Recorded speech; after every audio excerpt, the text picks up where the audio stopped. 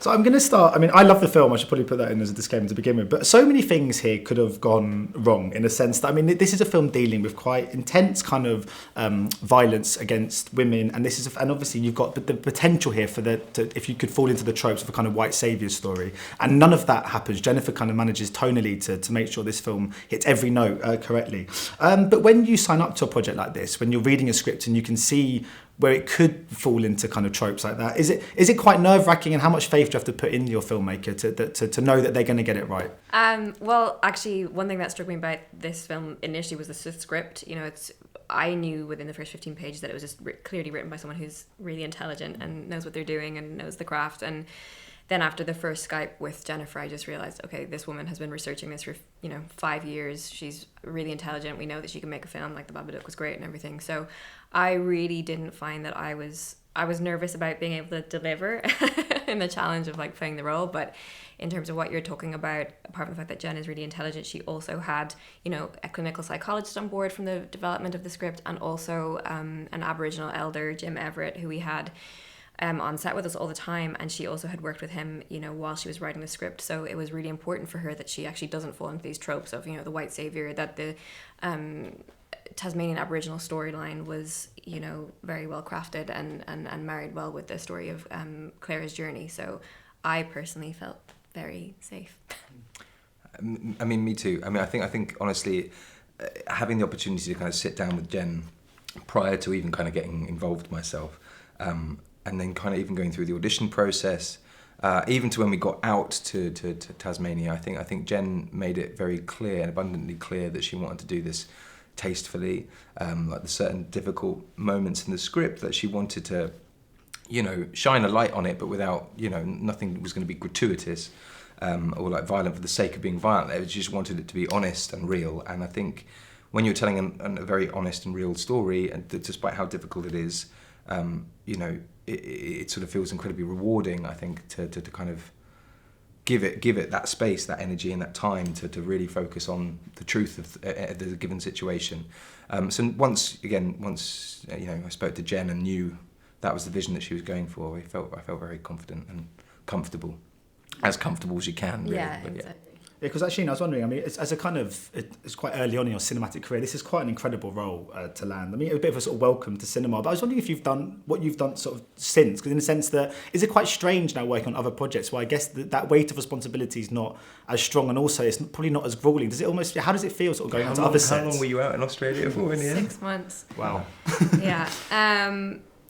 I had to have a bit of a chat with myself, I think, because I won't lie, I did have a few weeks of reading different scripts going, just not quite living up to what I've just done. And the truth of it is that not every job, I think you would agree, not every job is always going to deliver the same or be as satisfying creatively as or as demanding as the Nightingale was. So that's not to say that I don't like to give absolutely everything that I can to every job that I do, but certain jobs require different things from you, and I'm not sure when the next time I'll do something that is quite as demanding will be, but that was definitely the most challenging job I've ever done, yeah. So, I mean, you're absolutely incredible in the role, and I'm so thrilled that someone's taken a punt, because sometimes you do need someone just to take that kind of gamble. I was wondering, Sam, if you remember the first time you felt someone just took that gamble on you and gave you that role that made you think, yes, this is what I needed. I mean, this is not the first time. Like, I feel like every job has been someone taking a gamble. And I think, because truthfully, like, I think when I started auditioning, like in my third year of drama school, and I was sort of doing like 3 or 4 auditions of a week, I was churning out, and I was sort of always getting close and down to the last 2, and then they were like, we're going for a name. So I think once someone actually, because I was like, well, how do you become a name if no one takes the risk in the first place? So I think there was the sort of blessing of my first job, I think was really the gift that has carried on giving. Because that sort of meeting people and working with the producers on that first job led to my second job. Meeting some of the cast members led to my third and my fourth job. So it was sort of only because of that one casting director and one director that gave me that chance that sort of brought me here. Are really. You going to be getting me my next job? I'm definitely. I put your your name in the hat. I'm sort of picking from a few my previous co-stars, but you might guess. As long as it's not the Nightingale too. As much as I loved it, I don't think Nightingale too. again. Because I was wondering, my sort of last question really was just, I mean, you sort of have these films at tour film festivals. So obviously, this has been a sort of a whole variety of film festivals, which I guess you guys then have to sit down and watch them back and do Q&As and stuff. I can't imagine this is one that's got the most easiest repeat viewing experience. What's it like for you guys watching this? I mean, there's obviously one scene in particular which is so hard for me to watch. I can't even imagine what it must be like for you guys to sit down and sort of indulge in. I've got to the point now where I will just do the Q&A part as opposed to the film and Q&A. But I definitely remember the first time we watched it together for the first time actually, and there were certain scenes where my legs just started to shake, you know, just as a physical reaction. It was, you know, that we put blood, sweat and tears into this film. So speaking for myself, I was just overwhelmingly relieved that we actually had a final product, and it was something that I was proud of and that we could finally kind of share with people. So that was, but you know, it's not easy. I certainly get like flashbacks to moments that days on set that were just really, really hard, but they were hard, but they were also in a strange sense kind of beautiful, because I think we were all working towards the same thing and trying to tell something truthful. So it's like a bittersweet thing.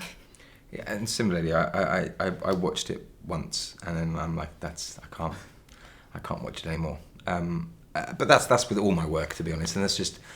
Well, no, I think I watched this twice, actually. I watched it in Venice with an audience. So we watched it in a very, very private screening, and then I watched it with an audience because I knew that it would, you know, play a very, very different way. I knew that people would struggle with the kind of honesty of it, and I think, you know, that was enough. I think beyond that, like, it's enough that, you know, people are still talking about it and people still want, you know, desperate to see it, and I think... knowing that it has touched so many people in different ways, you know, I think that we sort of done our job, or Jen has done her job, and you know, the fact that it is so confrontational is it makes it all the more interesting. Brilliant. Cool. Thanks so much for your time today, guys. Cheers. Thanks. Ladies and gentlemen, you're watching Hey You Guys! Hey You Guys, huh? Hey, you guys. Is that from the Goonies? It is indeed, yes. Nice. Hey!